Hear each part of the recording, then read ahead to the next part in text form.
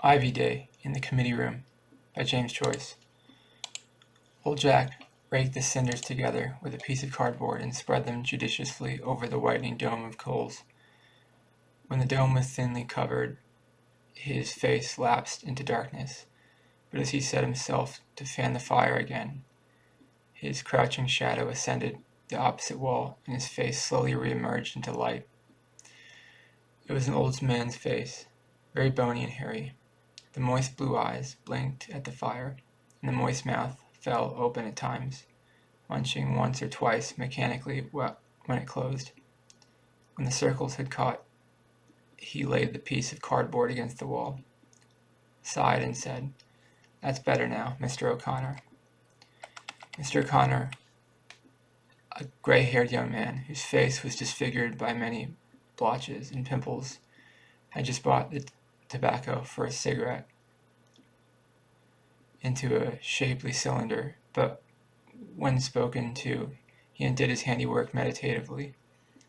Then he began to roll the tobacco again, meditatively, and after a moment's thought, decided to lick the paper. "Did Mr. Tierney say when he'd be back?" he asked in a sky falsetto. "He didn't say."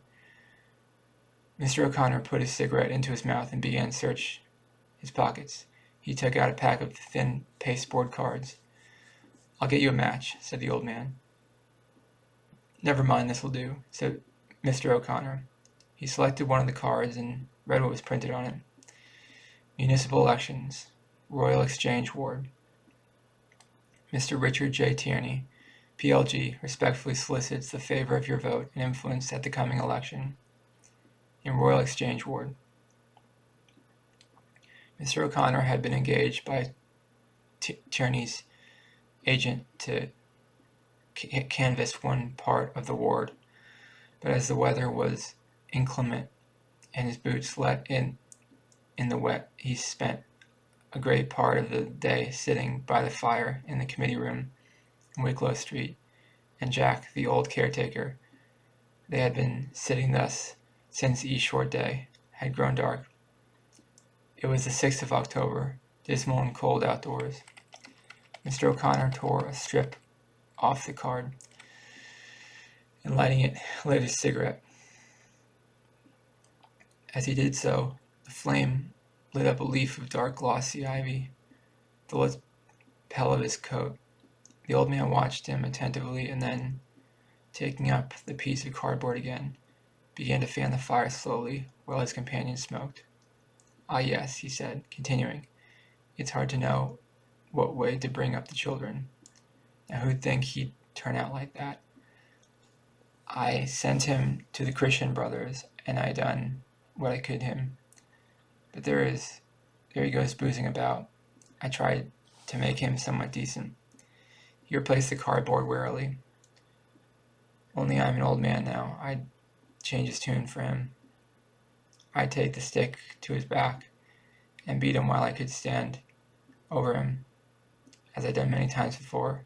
The mother, you know, she cocks him up with his this and that." "That's what ruins children," said Mr. O'Connor. "To be sure it is," said the old man, "and little thanks you get for it, only impudence. He takes the upper hand of me whenever he sees I've sup taken. What's the world coming to when sons speak that way to their fathers?" "What age is he?" said Mr. O'Connor. 19, said the old man. "Why don't you put him to something?" "Sure, Amp never done the drunken boozy ever since he left school. I won't keep you, I says. You must get a job for yourself. But sure, it's worse whenever he gets a job. He drinks it all." Mr. O'Connor shook his head in sympathy, and the old man fell silent, gazing into the fire. Someone opened the door of the room and called out, "Hello, is this a Freemasons meeting?" "Who's that?" said the old man. "What are you doing in the dark?" asked the voice. "Is that you, Hines?" asked Mr. O'Connor. "Yes. What are you doing in the dark?" said Mr. Hines, advancing into the light of the fire. He was a tall, slender young man, with a light brown mustache. Imminent little drops of rain hung at the brim of his hat, and the collar of his jacket was turned up.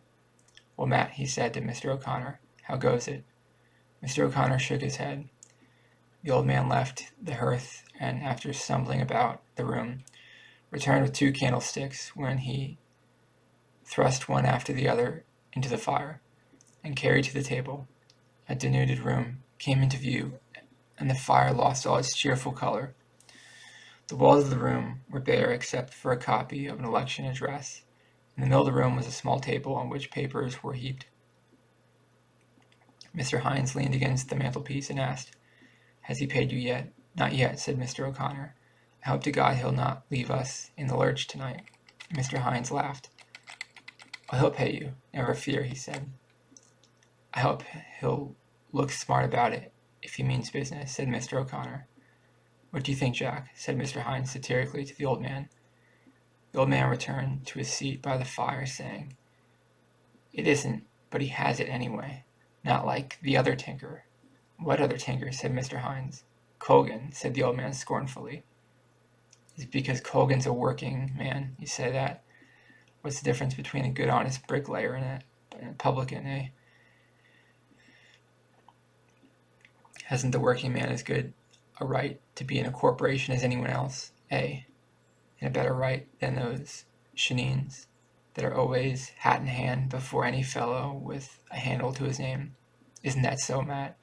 said Mr. Hines, addressing Mr. O'Connor. "I think you're right," said Mr. O'Connor. "One man is a plain honest man, with no hunker sliding about him. He goes to represent the labor classes. The fellow you're working for only wants to get some job or other. Of course, the working classes should be represented," said the old man. "The working man," said Mr. Hines, "gets all kicks and no halfpence, but his labor produces everything. The working man is not looking for fat jobs for his sons and nephews and cousins. The working man is not going to drag the owner of Dublin in the mud to please a German monarch." "How's that?" said the old man. "Don't you know they want to present address of welcome to Edward Rex if he comes here next year? What do we want kowtowing to a foreign king? Our man won't vote for the address," said Mr. O'Connor. "He goes in on the nationalist ticket." "Won't he?" said Mr. Hines. "Wait till you see whether he will or not. I know him. Is it Tricky Dicky Tierney?" "By God, perhaps you're right," said Joe. Said Mr. O'Connor. "Anyway, I wish he'd turn up with the Spindolics." The 3 men fell silent. The old man began to rake more cinders together. Mr. Hines took off his hat, shook it, and then turned down the collar of his coat, displaying as he did so an ivy leaf in the lapel. "If this man was alive," he said, pointing to the leaf, "we'd have no talk of an address of welcome." "That's true," said Mr. O'Connor. "Musha, God be with them times," said the old man. There was some life in it then. The room was silent again. Then a bustling little man with a snuffling nose and very cold ears pushed in the door. He walked over quickly to the fire, rubbing his hands as if he intended to produce a spark from them. "No money, boys," he said. "Sit down here, Mr. Henchy," said the old man, offering him his chair. "Oh, don't stir, Jack, don't stir," said Mr. Henchy. He nodded curtly to Mr. Haynes and sat down on the chair which the old man vacated. "Did you serve Anger Street?" he asked Mr. O'Connor. "Yes," said Mr. O'Connor, beginning to search his pockets for memoranda. "Did you call in Grimes?" "I did." "Well, how does he stand?" "He wouldn't promise," he said. "I won't tell anyone what way I'm going to vote, but I think he'll be all right." "Why so?" "He asked me who the nominators were, and I told him. I mentioned Father Burke's name. I think it'll be all right." Mr. Henchy began to snuffle and to rub his hands over the fire at a terrific speed. Then he said, "For the love of God, Jack, bring us a bit of coal. There must be some left." The old man went out of the room. "It's no go," said Mr. Henchy, shaking his head. I asked the little shoe boy, but he said, "Oh, now, Mr. Henchy, when I see work going on properly, I won't forget you, you may be sure. Mean little tinker, Usha." How could he be anything else? "What did I tell you, Matt?" said Mr. Hynes. "Tricky Dicky Tierney." "Oh, he's as tricky as they make him," said Mr. Henchy. "He hasn't got those little pig's eyes for nothing. Bless his soul, couldn't he pay up like a man instead of... Oh, now, Mr. Henchy, I must speak to Mr. Fanning. I've spent a lot of money." Mean little schoolboy of hell. I suppose he forgets the time his little old father kept the hand-me-down shop in Mary Lane. "Is that a fact?" asked Mr. O'Connor. "God, yes," said Mr. Henchy. "Did you never hear that? And the men used to go on Sunday morning before the houses were open to buy a waistcoat or trousers. Moya, but Tricky Dicky little old father always had a tricky little black bottle up a corner. Do you mind now? That's where he first saw the light." The old man returned with a few lumps of coal, which he placed here and there on the fire. "That's a nice how do you do," said Mr. O'Connor. "How does he expect us to work for him if he won't stump up?" "I can't help it," said Mr. Henchy. "I expect to find the bailiffs in the hall when I go home." Mr. Hynes laughed, and, shoving himself away from the mantelpiece, with the aid of his shoulders, made ready to leave. "It'll be all right when King Eddie comes," he said. "Well, boys, I'm off for the present. See you later. Bye-bye." He went out of the room slowly. Neither Mr. Henchy nor the old man said anything, but just as the door was closing, Mr. O'Connor had been staring moodily into the fire, called out suddenly, "By Joe!" Mr. Henchy waited a few moments and then nodded in the direction of the door. "Tell me," he said across the fire, "what brings our friend in here? What does he want?" "Usha, poor Joe," said Mr. O'Connor, throwing the end of his cigarette into the fire. "He's hard up, like the rest of us." Mr. Henchy snuffled vigorously and spat so copiously that he nearly put out the fire, which uttered a hissing protest. "To tell you my private and candid opinion," he said, "I think he's a man from the other camp. He's a spy of Colgan's, if you ask me. Just go around and try to find out how they're getting him on. They won't suspect you. Do you, twig?" "Poor Joe is a decent man," said Mr. O'Connor. "His father was a decent, respectable man," Mr. Henchy admitted. "Poor old Larry Hynes. Many a good turn he did in his day. But I'm greatly afraid our friend is not 19 carat. Damn it. I can understand a fellow being hard up. But what I can't understand is a fellow sponging. Couldn't he have some spark of manhood about him?" "He doesn't get a warm welcome from me when he comes," said the old man. "Let him work for his own side, and not come spying around here." "I don't know," said Mr. O'Connor dubiously, as he took out cigarette papers and tobacco. "I think Joe Hynes is a straight man. He's a clever chap, too, with the pen. Do you remember that thing you wrote?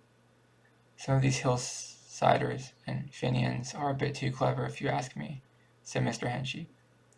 "Do you know what my private and candid opinion is about some of those little jokers? I believe half of them are in the pay of the castle." "There's no knowing," said the old man. "Oh, but I know it for a fact," said Mr. Henchy. "They're castle hacks. I don't say Hynes. No, damn it, I think he's a stroke above that. There's a certain little nobleman with a cock eye, you know, the patriot I'm alluding to." Mr. O'Connor nodded. "There's a lineal descendant of Major Sir for you, if you like. Oh, the heart's blood of the patriot. That's a fellow now that'd sell his country for 4 pence, eh? Go down on bended knee and thank the Almighty Christ he had a country to sell." There's a knock at the door. "Come in," said Mr. Henchy. A person resembling a poor clergyman on a poor actor appeared in the doorway. His black clothes were tightly buttoned on his short body, and it was impossible to say whether he wore a clergyman's collar or a layman's, because the collar of his shabby frock coat and covered buttons, in which reflected the candlelight, was turned up around his neck.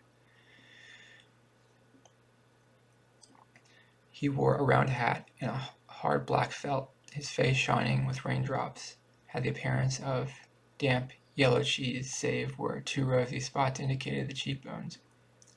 He opened his very long mouth suddenly to express disappointment, and at the same time opened wide his very bright blue eyes to express pleasure and surprise. "Oh, Father Keon," said Mr. Henchy, jumping up from his chair. "Is that you? Come in." "Oh, no, no, no," said Father Keon quickly, pursing his lips as he were addressing a child. "Won't you come in and sit down?" "No, no, no," said Father Keon, speaking in a discreet, indulgent, velvety voice. "Don't let me disturb you now. I'm just looking for Mr. Fanning." "He's round the Black Eagle," said Mr.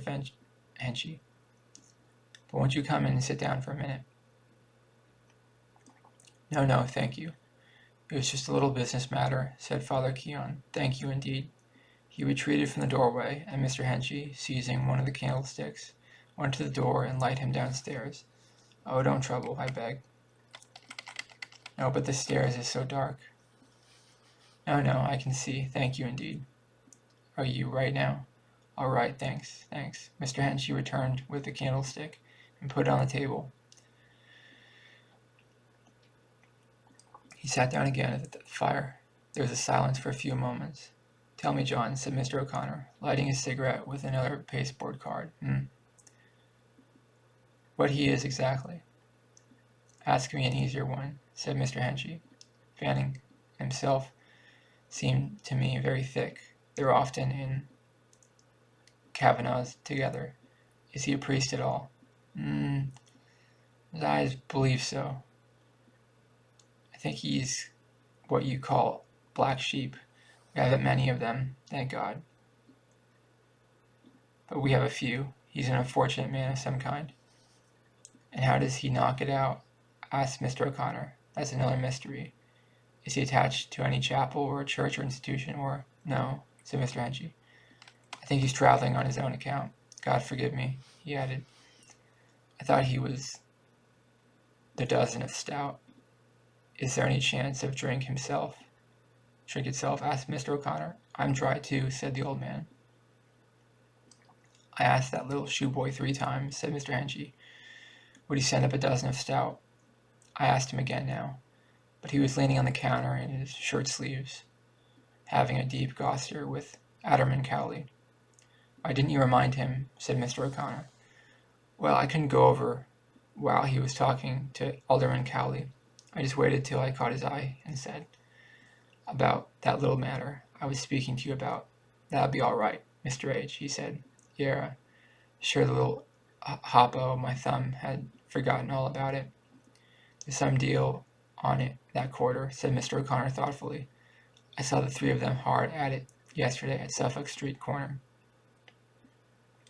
"I think I know the little game they're at," said Mr. Henchy. "You must owe the city fathers money nowadays if you want to be made Lord Mayor. Then they'll make you the Lord Mayor. By God, I'm thinking seriously of becoming a city father myself. What do you think?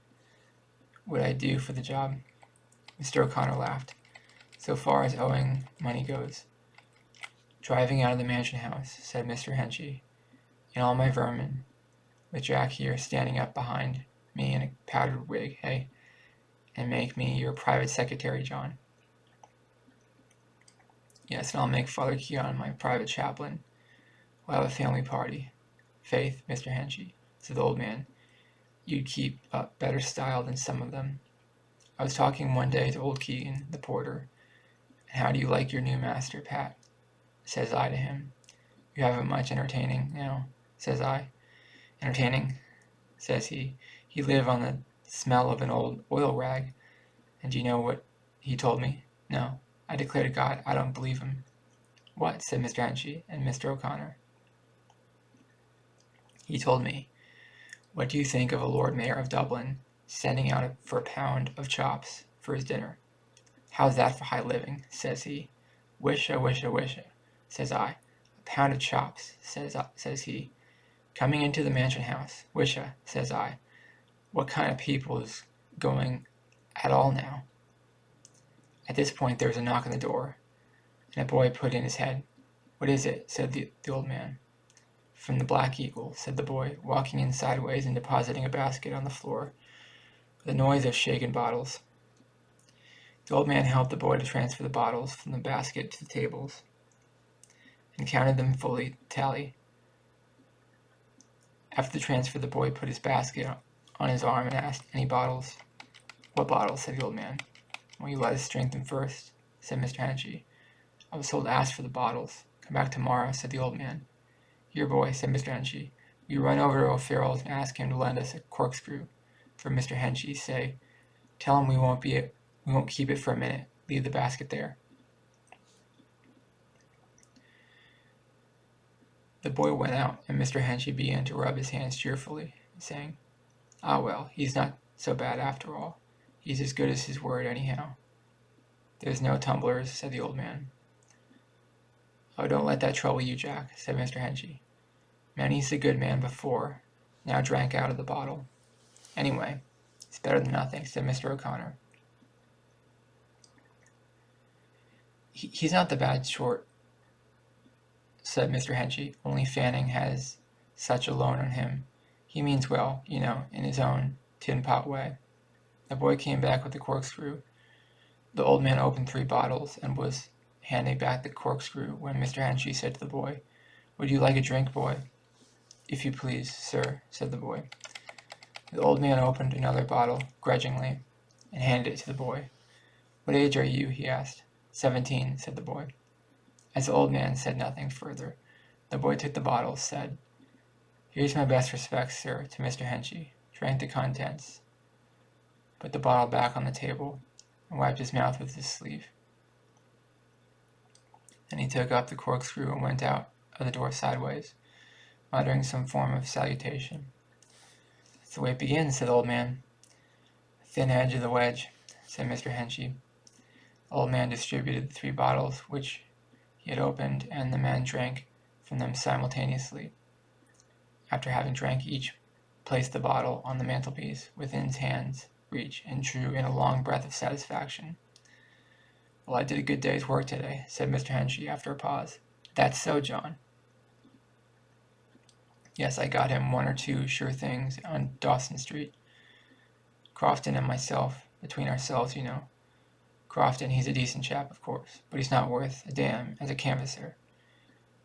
He hasn't a word to throw to a dog. He stands and looks at the people while I do the talking." Here 2 men entered the room. One of them was a very fat man whose blue serge clothes seemed to be in danger of falling from his sloping figure. He had a big face which resembled a young ox's face in expression, staring blue eyes and grizzled mustache. The other man, who was much younger and frailer, had a thin, clean-shaven face. He wore a very high double collar and wide-brimmed bowler hat. "Hello, Crofton," said Mr. Henchy to the fat man. "Talk of the devil." "Where did the booze come from?" asked the young man. "Did the cow calf?" "Oh, of course. Lyons spotted the drink first thing," said Mr. O'Connor, laughing. "And that way you chaps canvass," said Mr. Lyons, "and Crofton and I, out of the cold and rain, looking for votes." "Why, blast your soul," said Mr. Henchy, "I'd get more votes in 5 minutes than you 2 would get in a week." "Open 2 bottles of stout, Jack," said Mr. O'Connor. "How can I?" said the old man. "But there's no corkscrew." Wait now, said Mr. Henchy, getting it quickly. "Did you ever see the little trick?" He took 2 bottles from the table, and carrying them to the fire, put them on the hob. Then he sat down again by the fire and took another drink from his bottle.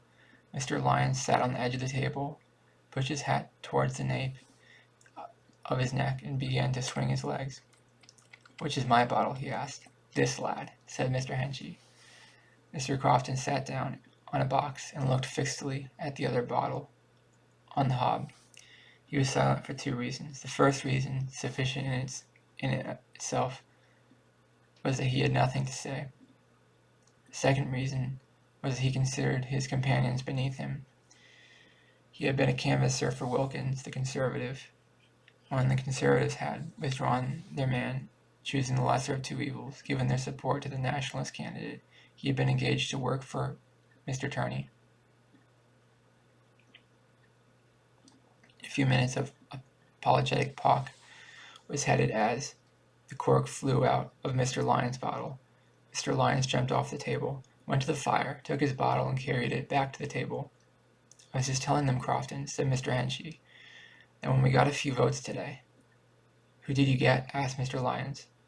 Well, I got Parks for one, and I got Atkinson for two, and I got Ward of Dawson Street. Fine old chap he is, too. Regular old toff. Old conservative. But isn't your candidate a nationalist? He said he's a respectable man, said I. He's in favor of whatever will benefit this country.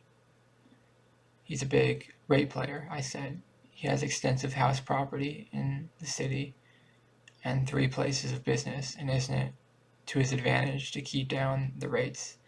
He's a prominent and respected citizen, said I, and a poor law guardian, and he doesn't belong to any party, good, bad, or indifferent. That's the way to talk to him. What about the address to the king? Said Mr. Lyons, after drinking and smacking his lips. Listen to me, said Mr. Henchy. What we want in this country, as I said to Old Ward, is capital. The king coming here will mean an influx of money into this country. The citizens of Dublin will benefit by it. Look at all the factories down by the quays there, idle. Look at all the money there is in the country. If we only worked the old industries, the mills, the shipbuilding yards, and factories, it's capital we want. But look here, John, said Mr. O'Connor. Why should we welcome the King of England? Didn't Parnell himself? Parnell, said Mr. Henchy, is dead. Now here's the way I look at it. Here's the chap come to the throne after his old mother, keeping him out of it till the man was grey. He's a man of the world, and he means well by us. He's a jolly fine decent fellow, if you ask me, and no damn nonsense about him. He just says to himself, the old one never went to see these wild Irish. By Christ, I'll go myself and see what they're like.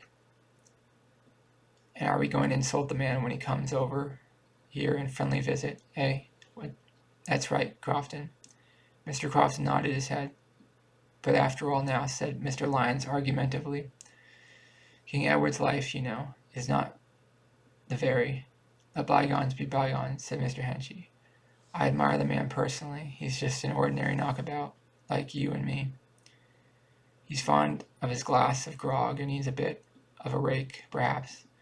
And he's a good sportsman, damn it. Can't we Irish play fair? It's all very fine, said Mr. Lyons. But look at the case of Parnell now. In the name of God, said Mr. Henchy, where's the analogy between the two cases? What I mean, said Mr. Lyons, is we have our ideals. Why now would we welcome a man like that? Do you think now, after that we did Parnell was a fit man to lead us? Why then would we do it for Edward VII? This is Parnell's anniversary, said Mr. O'Connor, and don't let us stir up any bad blood. We all respect him now, and he's dead and gone. Even the Conservatives, he added, turning to Mr. Crofton. Pock.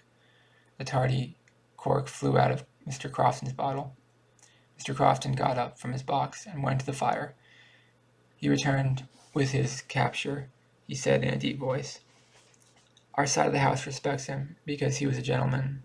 Right you are, Crofton, said Mr. Henchy fiercely. He was the only man that could keep the bag of cats in order. Down, you frogs. Or down, you dogs. Lie down, you curs. That was the way he treated them. Come in, Joe, come in.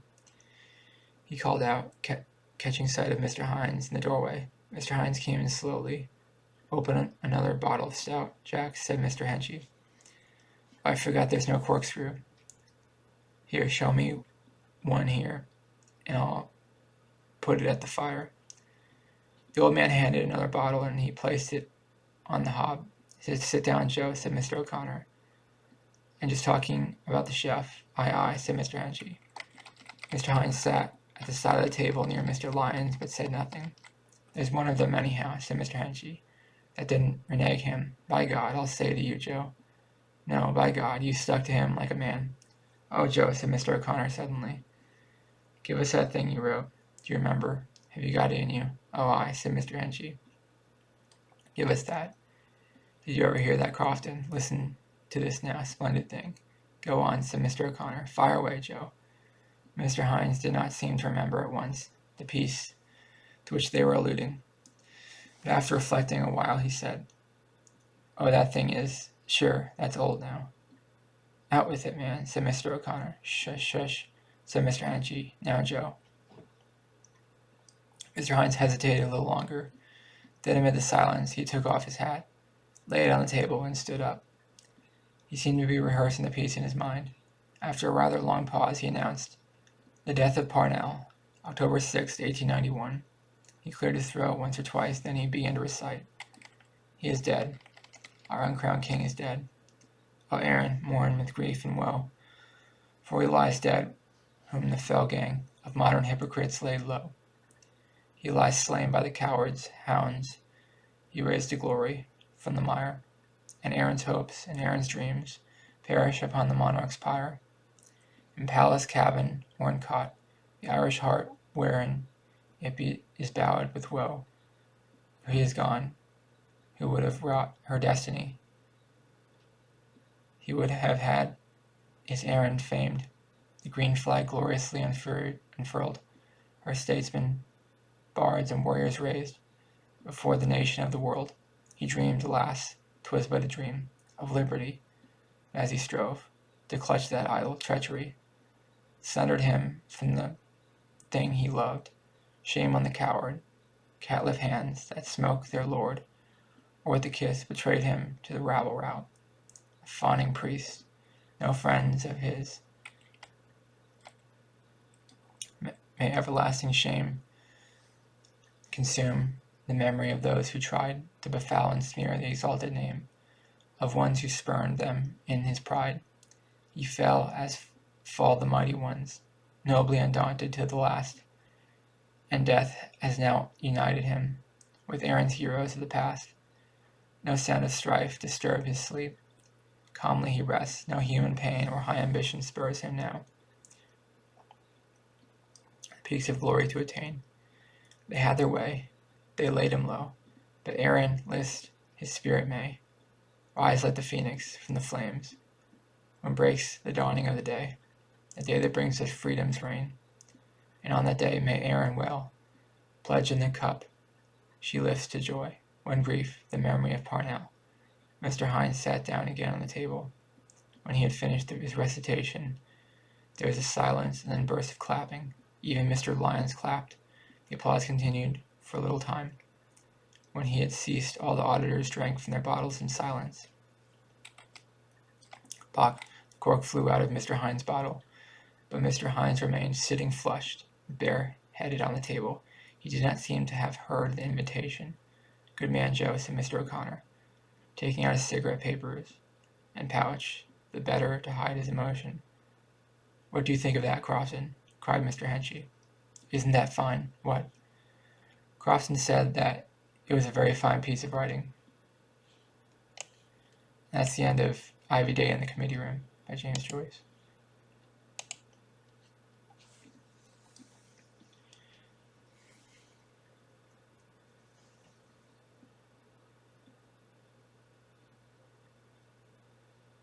I thought that was a good story. I thought it was interesting how much they smoked cigarettes back then. I guess people still smoke today, but people are more likely to vape today than smoke cigarettes. But I mean, young people are more likely to vape. Yeah, talking about politics is an important part about life, because if you care about politics, it gives you something to care about. And I find I've always enjoyed politics because it provides meaning in your thoughts, and it gives you something. Politics gives you something to think about. It was like that way 100 years ago in Ireland, and it's like that way today. I forgot what year Ireland became a country, because Ireland used to be part of the United Kingdom. Used to be one country. England, Wales, Scotland, and Ireland used to all be one country, the United Kingdom. And I think at some point Ireland gained independence from the United Kingdom. I mean, originally they were their own country, and then the United Kingdom conquered them, and then Ireland got their independence back. And now I believe Ireland's their own country, except for Northern Ireland. I think Northern Ireland is part of the United Kingdom. I think the rest of Ireland is their own country. I don't know when they separated. I don't know when the war was. I don't know what happened. But there's always a lot of politics about what should they be a republic. I guess the Republicans wanted to be a republic, and then I don't know the details of the politics 100 years ago in Ireland. I don't know. I just thought it was interesting how they were talking about politics, kind of so passionate, and they were so passionate about politics. I think it's healthy to be passionate about politics. I think it's a healthy thing to think about. It's like sports. Politics is like sports. If you think about it, you could be thinking about worse things than thinking about politics. You know what I mean? There are worse things to think about. So you think about politics, and if you're passionate about it, it gives you something to think about. Of course, maybe you should be thinking about romance instead of politics. In that sense, you're wasting your time. If your health is going to decrease because you're wasting your time thinking about politics, well, that's a bad thing. But it's all about what you want in life. Do you want your self-worth to be dependent in a romantic relationship, or do you want it to be dependent on a platonic debate about politics? That's up to you. Let me know in the comments below, what did you think of the Ivy Day in the committee room? I liked it. Let me know if you liked it in the comments below. Please subscribe to this channel to be part of the community. Please like this video. It really helps out the channel a lot. Thank you for watching. Have a great day. Bye-bye.